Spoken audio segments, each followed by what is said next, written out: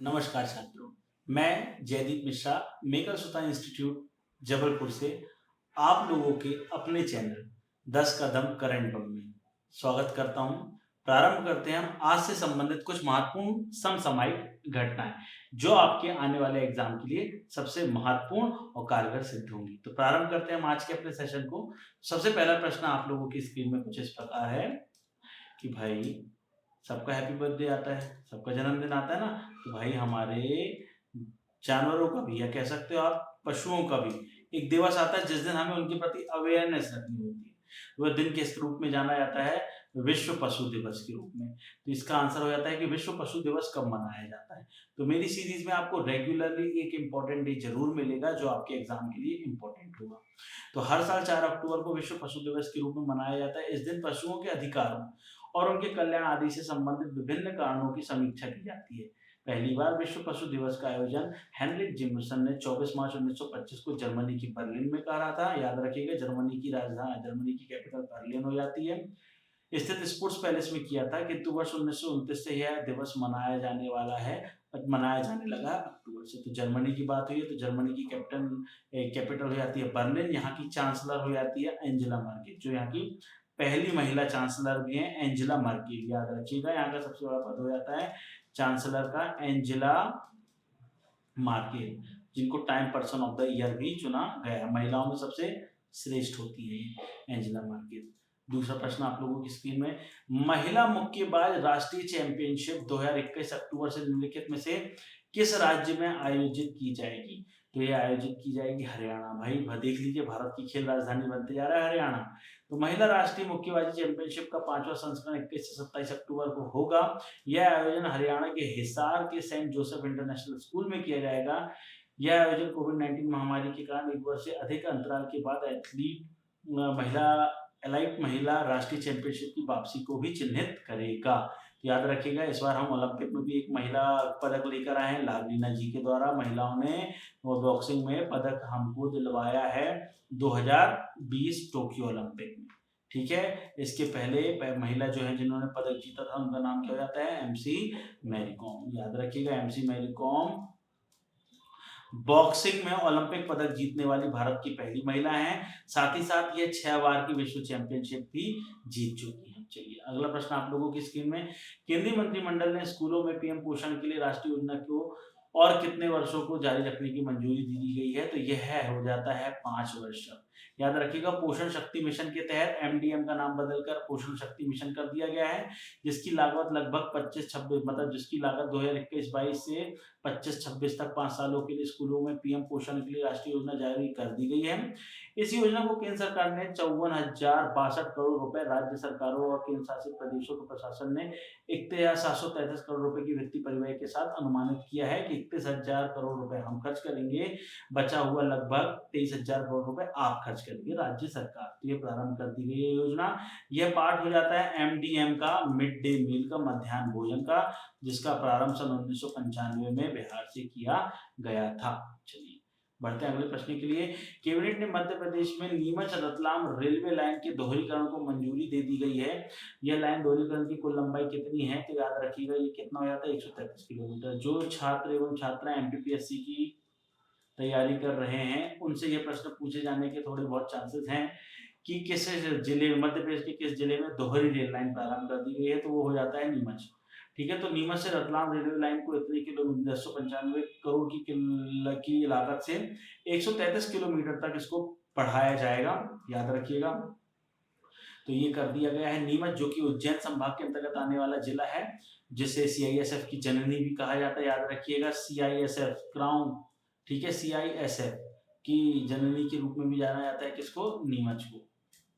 ये मध्य प्रदेश में पाया जाने वाला एक जिला है जहां पर अत्यधिक मात्रा में किसकी खेती होती है? अफीम की खेती होती है नीमच। नेक्स्ट,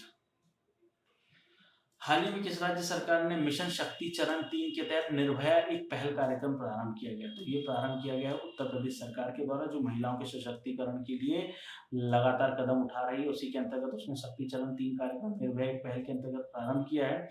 यह कार्यक्रम 75,000 महिलाओं को बैंकों से जोड़ेगी तथा सस्ती ब्याज दरों पर उनको ऋण दिलाएगी, जिससे महिलाएं सशक्त हो सके और सेल्फ डिपेंड बन सके।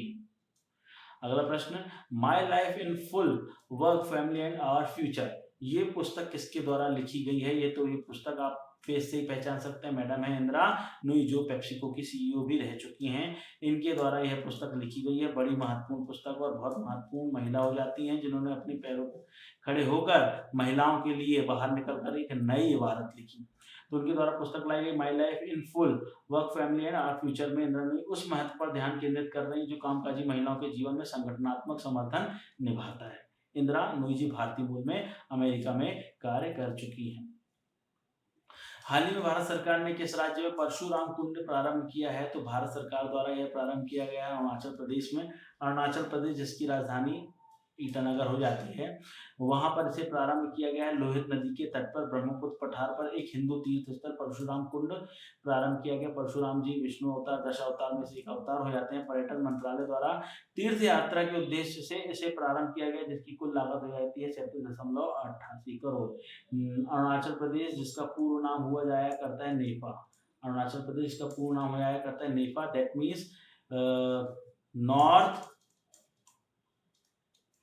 ईस्ट फ्रंटियर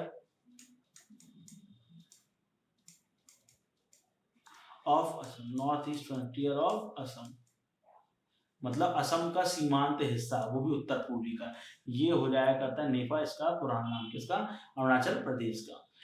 आरबीआई ने हाल ही में निम्नलिखित में से किस बैंक को त्वरित सुधारात्मक कार्रवाई ढांचे से हटा दिया है? तो ये हटा दिया है किसे? इंडियन ओवरसीज बैंक को, जिसके तहत आरबीआई ने ओवरसीज बैंक को इस कार्रवाई से हटाकर निर्णय बैंक को ऋण देने के लिए अधिक स्वतंत्रता देता है। यह निर्णय जो है वो इस बैंक को अधिक ऋण देने की स्वतंत्रता देता है कि आप जिसे चाहे उसे ऋण दे सकते हैं। विशेष रूप से निगमों और नेटवर्क को विकसित करने के लिए बैंकों को शर्तों और निरंतर निगरानी के अधीन पीसीए प्रतिबंधों से बाहर कर दिया गया था।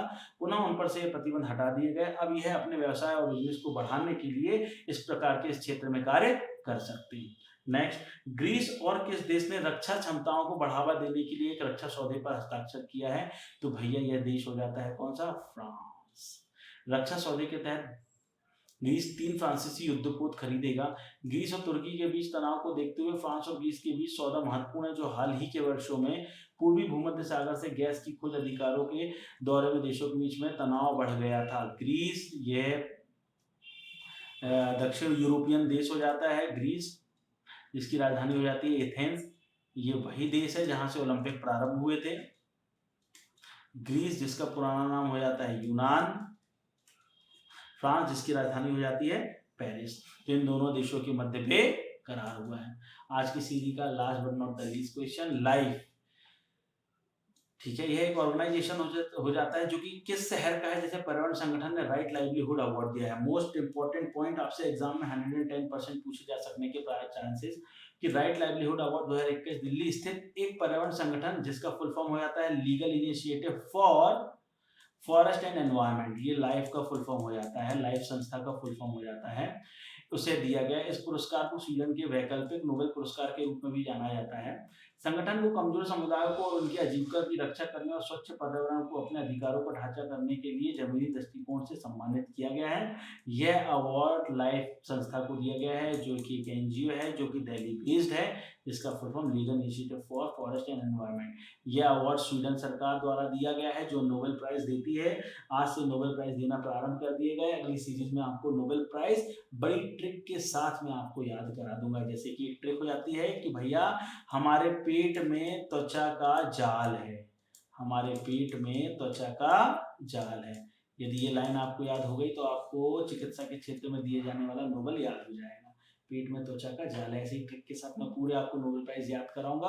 बस बने रहिए हमारे चैनल के साथ, ज़्यादा से ज़्यादा लोगों तक इस चैनल को पहुंचाइए, जिससे वह भी अपने 10 मिनट का सदुपयोग कर सके और 10 समसामयिक घटनाओं एवं उनसे रिलेटेड पॉइंट से अवगत हो सके।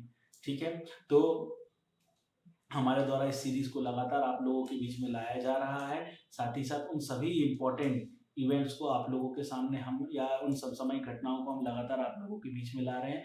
बस उद्देश्य यही है कि हमारी ये मेहनत उचित व्यक्ति तक उचित समय में पहुंच जाए, जिससे वह अपने एग्जाम को फर्स्ट अटेम्प्ट या एक अपने अच्छे अटेम्प्ट के साथ क्लियर कर सके। धन्यवाद। कल मिलते हैं हम इसी समय पर आगे 10 के दम के अंतर्गत।